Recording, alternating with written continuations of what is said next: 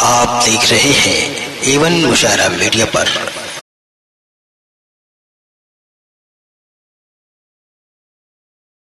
جناب عاصم گونڈوی صاحب نے خراج انسیت کتاب جو لکھی،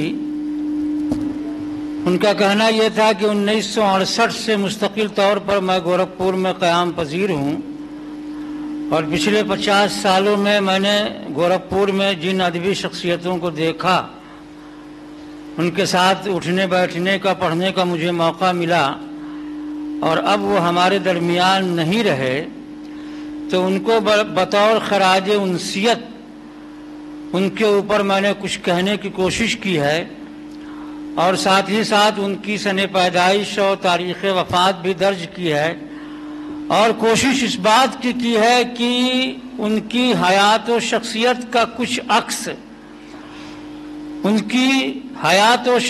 کا کچھ عکس 4 مصرے میں ہی صحیح وہ آ جائے۔ مثال کے طور پر آج 18 مئی ہے، اور 18 مئی کو مایا ناز ناظم مشاعرہ جناب عمر قریشی صاحب کی برسی بھی ہے۔ 18 مئی 2010 کو ان کا انتقال ہوا تھا۔ عمر صاحب نے کہا تھا کہ قلم اٹھاؤ کہ کچھ لکھ دوں زندگی کے لیے، زمانہ مجھ کو میرے بعد بھول جائے گا۔ عاصم صاحب نے قلم اٹھایا اور ایک ایسی چیزیں لکھ دیں کہ ان کو بھلانا آسان نہیں ہے۔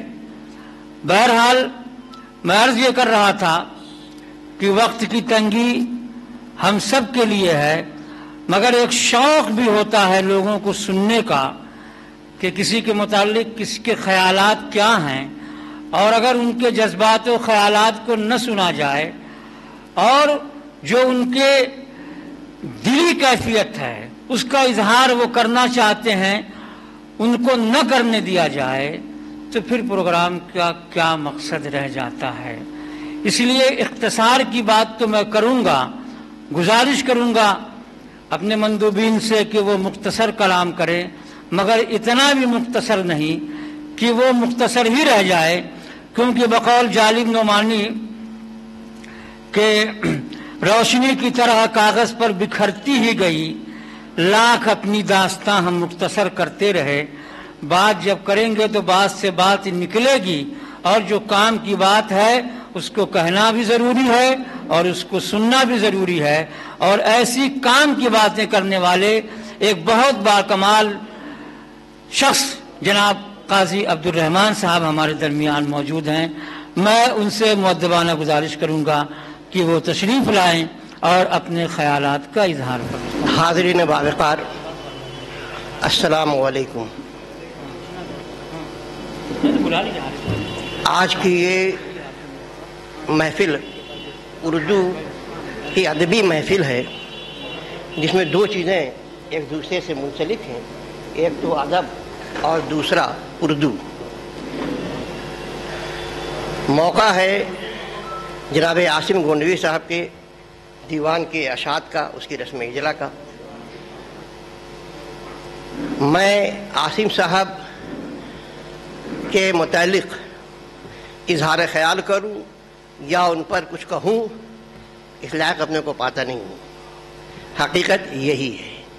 میں مبارکباد دیتا ہوں عاصم صاحب کے صاحبزادوں کو کہ جنہوں نے ان کا دیوان مرتب کیا، اور یقیناً آج کی تاریخ میں اردو کا کسی کتاب کو مرتب کرنا، اس کو شائع کرانا اور اس کے بعد اس کے رسم اجرا کرنا، یہ ایسا دشوار گزار مرحلہ ہے کہ لوگ یہ سمجھتے ہیں کہ یہ بے سود کی باتیں ہیں اور اس میں کوئی پروفٹ نہیں ہے۔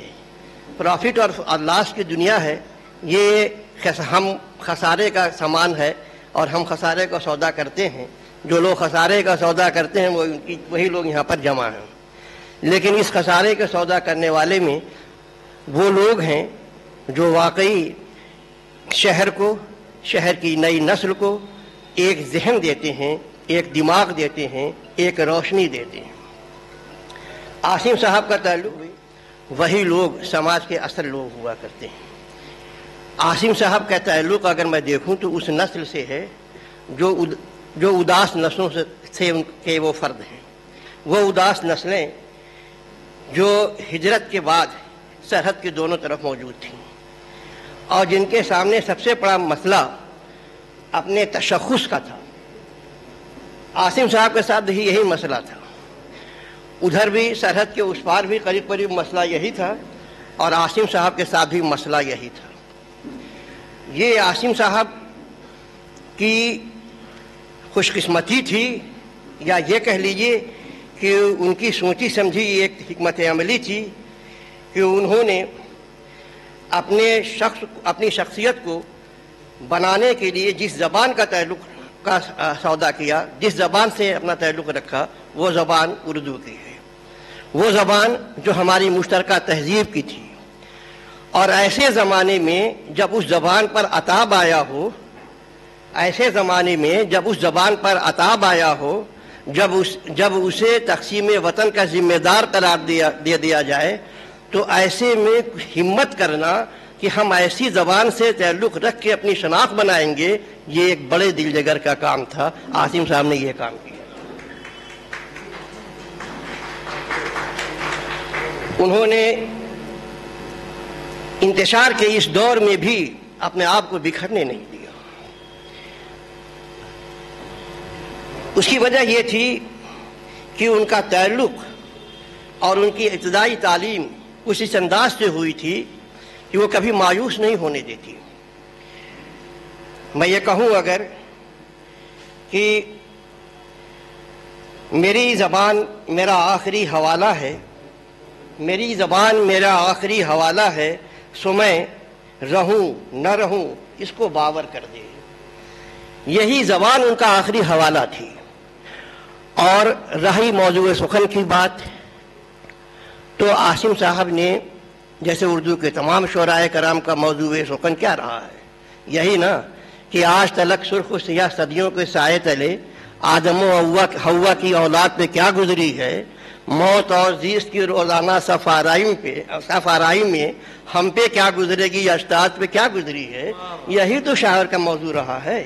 لیکن سوال اس کا ہے کہ روزانہ کی اس مارکہ آرائی میں، روزانہ کی اس صف بندی میں وہ کون سی قوت ہے، وہ کون سی چیز ہے جو عاصم صاحب کو حوصلہ بخشتی ہے. تو میں اس نتیجے پہ پہنچتا ہوں کہ وہ واحد ایک چیز ہے، وہ یہ کہ جو اس سے عہد وفا استوار رکھتے ہیں، علاج گردش لیل و نہار رکھتے ہیں، جو اپنا تعلق اس ذات حقیقی سے رکھتے ہیں، وہ گردش لیل و نہار کو اپنے سامنے کھینچ جانتے ہیں. اور یہی وجہ ہے کہ ان کی شاعری کا پورا مرکز جہاں آپ تلاشیے گا ان کے وہاں کہیں ریگریٹ نہیں ملے گا. اگر وہ چاہتے تو ترقی پسند تحریک سے وابستہ ہو جاتی، کیونکہ اس زمانے میں ترقی پسند تحریک اپنے بہت ہی شباب پر تھی اور بلکہ ڈاؤن ہو رہی تھی. لیکن تب ان کو ریگریٹ کرنا پڑتا، جیسے کہ ان لوگوں کو شعراء نے کیا تھا کہ نجات دید و دل کی گھڑی نہیں آئی، چلے چلو کہ وہ منزل نہیں آئی. لیکن عاصم صاحب کا پورا دیوان پڑھیے، کہیں کسی افسردگی کا احساس نہیں ہوگا، کہیں کسی ریگریٹ کا احساس نہیں ہوگا، کہیں پچھتاوا نظر نہیں آئے گا، بلکہ ایک امید ہے، ایک جگاتی ہے یہ امید قاری کے ذہن میں بھی اور آپ کے دلوں میں بھی. اور یہی وجہ ہے کہ وہ اپنے شاعری میں لوگوں سے مختلف نظر آتے ہیں. بہت شعراء بہت سے پیدا ہوئے، ہمارے شہر میں بہت سے لوگ شاعر پیدا ہوئے، کچھ ناظم مشاعرہ ہو گئے، کچھ اور ہو گئے، لیکن انہوں نے اپنی شناخت جس حوالے سے روز اول سے بنائی وہ روز آخر تک باقی رکھی کہ میں اصلاحی مضامین کو شاعری کا حصہ بناؤں گا، کیونکہ شاعری ایک ویپن ہے، ایک ذریعہ ہے عوام تک پہنچنے کے لیے، اس کے ذہن میں اچلنے کے لیے. اور میرا پیغام محبت ہے، جہاں تک پہنچے. اس لیے نفرت کی بازار میں اگر کوئی آج اس کی محبت کی دکان کھول رہا ہے تو اسی لیے کھول رہا ہے کہ عاصم صاحب جیسے لوگ نفرت کے بازار میں محبت کی اشعار پیش کرتے رہے ہیں. یہی وجہ ہے، اور یہی وجہ ہے کہ عاصم صاحب اپنے آپ کو بنائے ہوئے ہیں. اور یہ انہوں نے تاجور اخبار نکالا، وہ بھی اردو زبان میں، انہوں نے شاعری کی اردو زبان میں، انہوں نے ملازمت کی، اور یہی نہیں بلکہ اپنے ملنے جلنے والوں کو اردو پڑھنے اردو لکھنے کے لیے راغب بھی کیا، تیار بھی کیا. آج یہ افسوس ہوتا ہے کہ ایسے لوگ کم رہ گئے ہیں جو اس طریقے کی ہم اجہز فکر رکھیں اور اس طریقے سے ہم لوگوں کو ترغیب دیں. لیکن مجھے امید ہے یہ عاصم صاحب کا جو کارنامہ ہے وہ ہمیشہ یاد رکھا جائے گا، اور آنے والی نسلیں بھی اسی شعر کے حوالے سے ان کو پڑھتی رہیں گی۔ ان کا ایک ابھی میں دیوان پڑھ بھی رہا تھا، ایک شعر تھا اس میں کہ اگر نور ہے تو آ دل میں اتر جا، نور اگر ہے تو آ دل میں اتر جا، ورنہ اگر کوئی اور بات ہے تو گزر جا۔ یہ جا رہا ردیف سے ان کی بات ہے وہ ہے۔ تو انہوں نے ہمیشہ روشنی کی تلاش کی، روشنی دکھائی، اور روشنی کے اس امین کو ہم سلام پیش کرتے ہیں اور اپنی بات کو ختم کرتے ہیں۔ بہت بہت